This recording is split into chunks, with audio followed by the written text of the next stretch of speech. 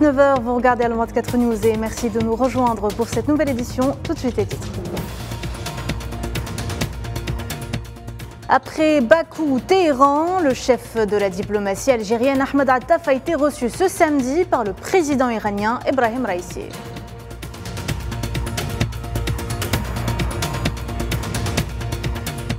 Drame au Burkina Faso, une double attaque terroriste fait 22 morts, dont 20 supplétifs de l'armée dans le nord-ouest du pays.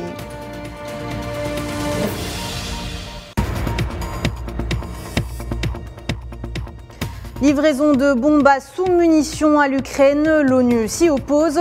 Moscou réagit et qualifie la décision de Washington d'aveu de faiblesse.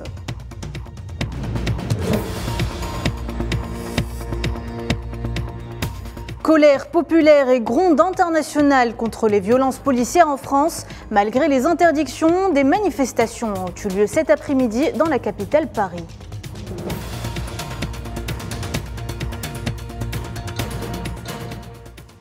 Bonsoir à toutes et à tous. Après l'Azerbaïdjan, le chef de la diplomatie algérienne a enchaîné avec l'Iran. Ahmed Attaf a été reçu ce samedi par le président de la République islamique d'Iran, Ebrahim Raïssi, au siège de la présidence iranienne, et ce dans le cadre de la visite de travail qu'il effectue dans le pays. Le ministre algérien des Affaires étrangères a à cette occasion transmis un message oral du président Tebboune confirmant les démarches pratiques convenues par les deux présidents lors de leurs entretiens téléphoniques pour renforcer les relations algéro-iraniennes. Dans ce contexte, le président Raïssi a invité son homologue algérien à effectuer une visite d'État à Téhéran dès que son agenda le permettra. Ahmed Attaf s'est d'ailleurs entretenu avec le ministre iranien des Affaires étrangères, Hossein Amir Abdollahian. Le chef de la diplomatie algérienne a exprimé sa satisfaction après les pourparlers. Il a d'ailleurs qualifié ces relations d'excellentes au niveau politique et a exprimé la possibilité de les vitaliser et de les doter d'un plus grand dynamisme au niveau économique. Ahmed Attaf a également abordé le calendrier des rendez-vous à venir. On écoute.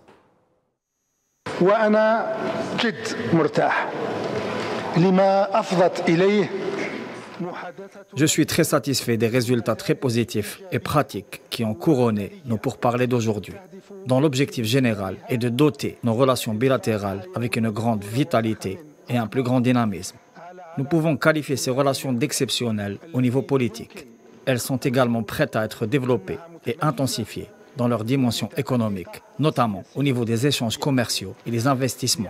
Nous avons convenu dans ce cadre d'entamer les préparatifs nécessaires afin de célébrer la 3e session du comité mixte de haut niveau, ainsi que l'activation d'autres mécanismes de coopération bilatérale, à l'instar du comité de suivi et de la commission de dialogue politique, mais aussi de différentes commissions techniques et sectorielles.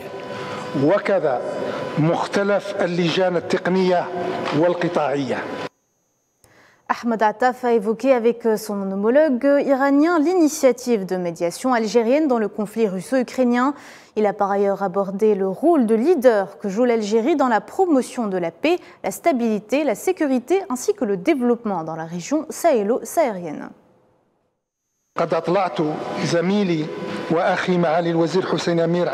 J'ai informé mon frère et mon collègue, Monsieur le ministre Amir Hossein Abdollahian, des efforts que déploie l'Algérie et de ses multiples initiatives afin de promouvoir la paix et la stabilité au niveau régional et international, particulièrement l'initiative du président de la République Abdelmadjid Tebboune pour la médiation entre la Russie et l'Ukraine, mais aussi le rôle que joue notre pays dans la direction du processus de paix et de réconciliation au Mali, ainsi que dans la lutte contre le terrorisme dans la région sahélo-saharienne, mais aussi du soutien et de l'appui aux efforts de développement dans cet espace géographique.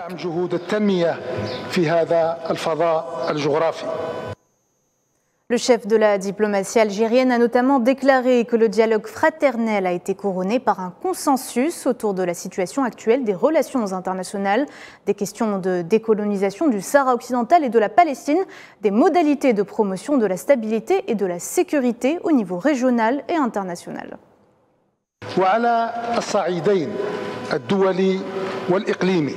sur les niveaux régionaux et internationaux, à l'instar de la crise actuelle des relations internationales, conséquente à la guerre en Ukraine, mais encore sur les questions de décolonisation en Palestine et au Sahara occidental, en plus des crises qui menacent la stabilité et la sécurité de nos frères au Yémen, en Libye et au Soudan, ainsi qu'autour d'autres défis posés à nos espaces régionaux. Nous avons enregistré, comme à l'accoutumée, un consensus qui était la principale caractéristique du dialogue fraternel qui nous a réunis aujourd'hui.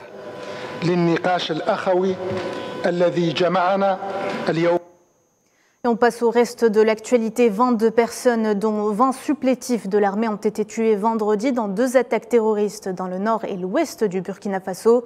C'est ce qu'a indiqué samedi des sources sécuritaires et locales. Et c'est le village de Koksa-Blogo, situé près de Boulsa, chef-lieu de la province au centre-nord du pays, qui a fait l'objet de l'attaque terroriste. Dans leur riposte, les éléments de l'armée ont également infligé des pertes à l'ennemi. Insécurité au Mali, 3 civils ont été tués et 11 autres blessés à la suite d'une double attaque perpétrée dans le nord du pays contre un convoi logistique de la MINUSMA. C'est ce qu'a annoncé dans un tweet la mission onusienne.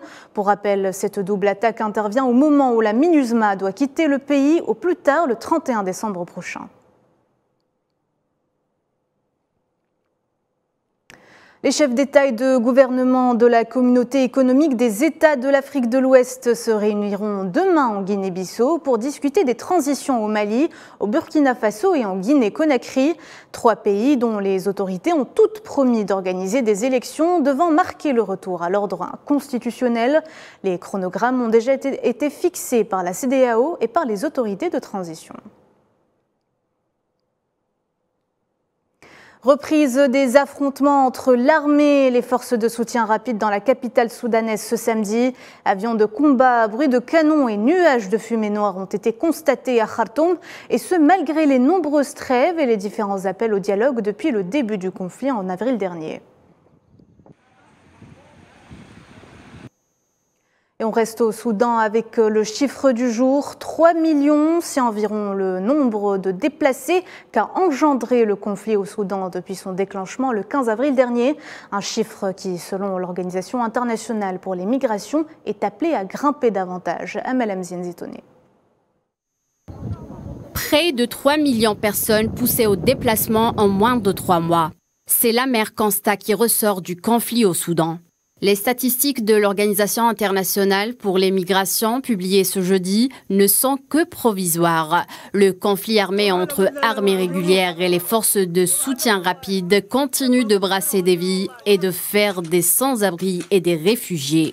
Selon l'organisation onusienne, 2,2 millions de Soudanais se déplacent à l'intérieur d'un pays en situation de guerre. 700 000 personnes ont choisi de s'abriter dans les pays voisins. L'Égypte et le Tchad en tête, le Soudan du Sud, l'Éthiopie ou encore la République centrafricaine. La plupart de ces personnes déplacées vivent dans des conditions extrêmement précaires, a averti l'organisation. Sur les plus de 697 000 personnes qui ont traversé les pays voisins, 65% sont des Soudanais et 35% seraient des rapatriés et des ressortissants de pays tiers. Malgré les accords de cessez-le-feu et l'appel au dialogue de la communauté internationale, le conflit opposant l'armée soudanaise aux forces de soutien rapide se poursuit depuis le 15 avril dernier et l'Organisation onusienne pour les migrations met en garde contre les conséquences humanitaires de ces déplacements. L'organisation réitère ses appels à un cessez-le-feu permanent et à assurer des couloirs humanitaires sûrs et garantis pour permettre l'acheminement de l'aide aux personnes dans les zones difficiles d'accès. Les Nations Unies ont salué ce samedi la mise en place d'un mécanisme de répartition des recettes pétrolières en Libye, objet de querelles permanentes entre rivaux dans le pays, sur fond de menaces du camp de l'Est de bloquer les exportations d'hydrocarbures. La mission d'appui de l'ONU en Libye s'est félicitée de la création d'une haute commission de surveillance financière pour résoudre les questions fondamentales de transparence dans les dépenses des fonds publics et la répartition équitable des ressources. La mission de transition de l'Union africaine en Somalie a affirmé que le retrait de ses troupes n'affecterait pas la sécurité et la stabilité dans le pays, relevant que la mission de l'UA restait déterminée à assurer un processus de transition efficace et efficient.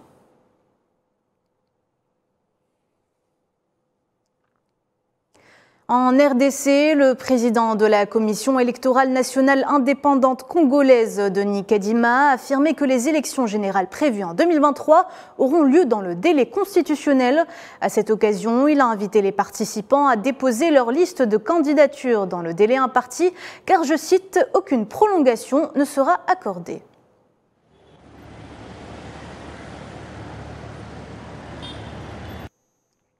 En Côte d'Ivoire, au moins 10 personnes sont mortes dans la nuit de jeudi à vendredi après de fortes pluies à Abidjan, notamment dans plusieurs glissements de terrain. L'ouest de la ville avait déjà été endeuillé l'an dernier lors d'un éboulement dans lequel 6 personnes sont mortes après une nuit de pluies intenses. Puis dans le reste de l'actualité internationale, le président ukrainien Volodymyr Zelensky a visité ce samedi l'île des Serpents sur la mer Noire, lieu devenu symbolique pour Kiev dans le conflit russo-ukrainien entré ce samedi dans son 500e jour. Et puis sur le terrain du conflit russo-ukrainien, l'armée russe a affirmé avoir repoussé des dizaines d'attaques ukrainiennes. Dans son bilan quotidien, Moscou a indiqué que les forces ukrainiennes avaient perdu sur le front un avion Su-25, 13 drones ainsi que plusieurs obusiers et canons automoteurs. Le secrétaire général des Nations Unies, Antonio Guterres, se refuse à voir une utilisation continue des armes à sous-munitions. C'est ce qu'a indiqué Farhan Haq, son porte-parole adjoint, en réaction à l'approbation par les États-Unis de la livraison d'armes à sous-munitions de l'Ukraine. On écoute.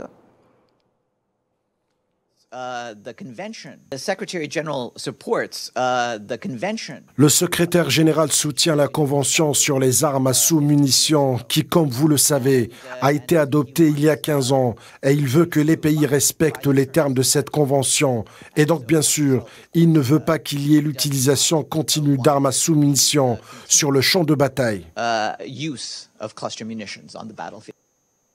La Russie a d'ailleurs estimé ce samedi dans un communiqué que la livraison de bombes à sous-munitions à l'Ukraine décidée par les États-Unis était un aveu de faiblesse qui rendra Washington complice des morts civiles provoquées par cette arme controversée. Et dans le dossier des exportations céréalières, le secrétaire général de l'ONU, Antonio Guterres, a appelé à la mise en œuvre continue des accords qui permettent les exportations de produits alimentaires et d'engrais de la Russie et de l'Ukraine, étant donné le rôle indispensable qu'elle continue de jouer pour soutenir la sécurité alimentaire mondiale. Mohamed Wali Ben Shaban. L'accord sur l'exportation des céréales ukrainiennes en mer Noire, conclu en juillet dernier avec le parrainage des Nations Unies et de la Turquie, expire dans 10 jours. La Russie ne trouve plus utile de le reconduire et face au refus catégorique de Moscou de le prolonger, l'ONU pense réaliser des progrès significatifs pour éliminer les obstacles à l'exportation des céréales ukrainiennes et russes. Il est important de noter que toutes ces levées d'obstacles que Rebecca Greenspan négocie dépendent de la coopération des pays, notamment de l'Europe et des États-Unis. Mais en l'absence d'une initiative de la mer Noire, je ne pense pas que le niveau de coopération sera maintenu. Il est important que tout le monde comprenne que nous voulons que les deux travaillent ensemble et au maximum. Pour la mise en œuvre continue de l'accord céréalier de la mer Noire, l'ONU envisage de multiplier les pourparlers pour le reconduire. Nous continuons, comme le secrétaire général a clairement indiqué aujourd'hui, à travailler très dur. Et je sais que Rebecca, si je peux juste parler pour elle, est très désireuse d'avoir l'opportunité de s'asseoir à Moscou dans le temps qui est disponible. Et je tiens également à m'asseoir à Istanbul avec les partis à l'initiative de la mer Noire, si c'est possible la semaine prochaine. Je sais qu'il y a des discussions à ce sujet, alors on va continuer d'essayer.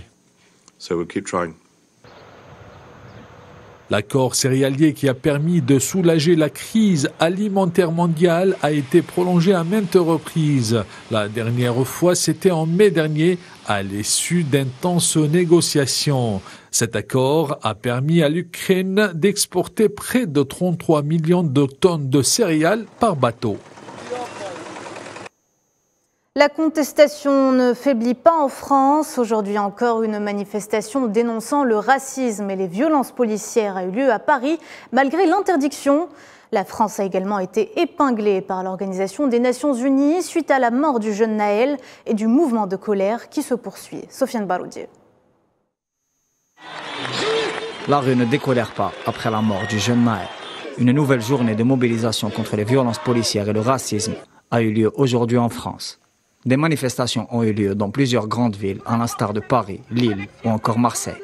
Malgré l'interdiction de la mobilisation parisienne par arrêté préfectoral, manifestation à l'appel du collectif Vérité pour Adama, en commémoration de la mort de ce jeune tué par la police il y a 7 ans en région parisienne. Sauf que le dernier mot, c'est pas eux qui l'ont, c'est nous qui avons le dernier mot. Parce que nous on marche pour l'injustice et pour la justice. On marche contre l'impunité policière. On marche pour la liberté, on marche pour la démocratie. Aujourd'hui, notre liberté est bafouée. Aujourd'hui, la France ne peut pas dire qu'elle est dans un état démocratique, ce qui est faux. De nombreux élus de la France insoumise et d'Europe Écologie Les Verts ont participé à la marche qui a quand même eu lieu, malgré l'interdiction. Des violences et des actes répressifs contre des journalistes qui couvrent l'événement ont été signalés.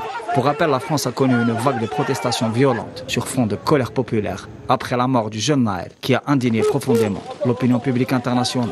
À ce propos, plusieurs instances internationales ont rappelé Paris à l'ordre concernant la problématique de la violence policière et celle du racisme systémique.